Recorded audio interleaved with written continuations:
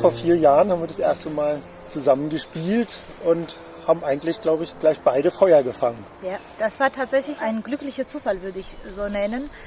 Dank unserer Hochschule für Musik und Theater Rostock hatten wir die Möglichkeit, in einem Sommerkurs im Eröffnungskonzert zusammen zu spielen. Und es war für mich als Pianistin ein besonderes Erlebnis, weil ich das erste Mal, dass ich mit Fagott als Duo musizieren konnte. Ja.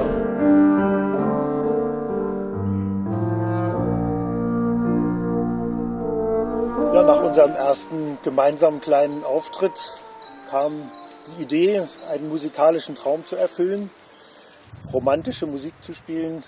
Felix Mendelssohn Bartholdy als Leipziger natürlich eine Galionsfigur. Und dort gibt es eine Sonate für Klavier und Violoncello eigentlich. Und wir haben die Idee, den Traum, diese Sonate doch mal ganz anders zu präsentieren, und zwar mit Klavier und Fagott.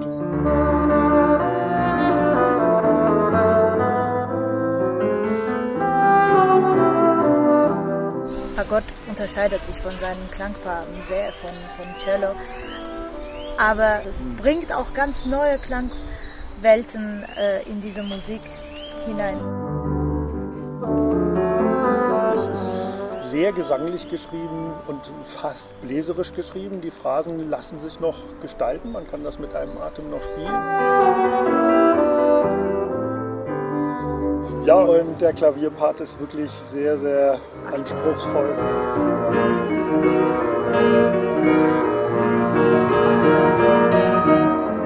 Ja, was macht man dazu? Wo kann man hin, dass man einen geschlossenen Rahmen findet? Das Interessante war, dass ein ehemaliger Kollege diese Kinderszenen für Violoncello und Klavier gesetzt, ein bisschen bearbeitet hat und fand dann natürlich auch, dass das zu dem Mendelssohn hervorragend passt als Leipziger Musikzentrum mit Schumann und Mendelssohn.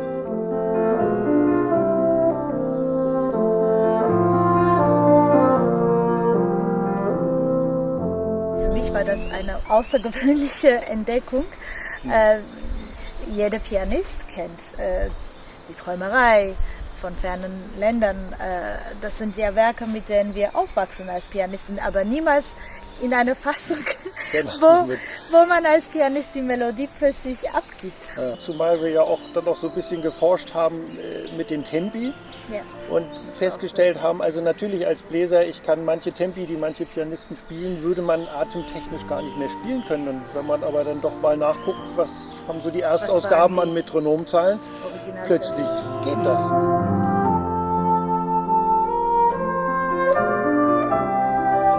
Ja, nun haben wir 2 Werke, die wirklich für Violoncello und Klavier, nein, für Klavier und Violoncello waren. Und nur gibt es doch noch ein Werk, wo zumindest das Fagott im Titel mal erwähnt wurde. Ignaz Moscheles hat eine Sonate für Klavier und Cello oder Fagott geschrieben. Und das Interessante ist, es kennt niemand.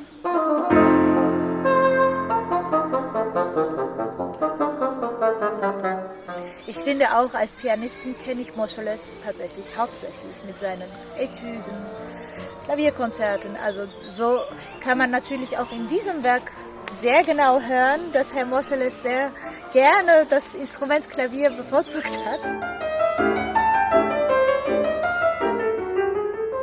Das Interessante ist, Herr Moscheles war der Lehrer von Felix Mendelssohn Bartholdy.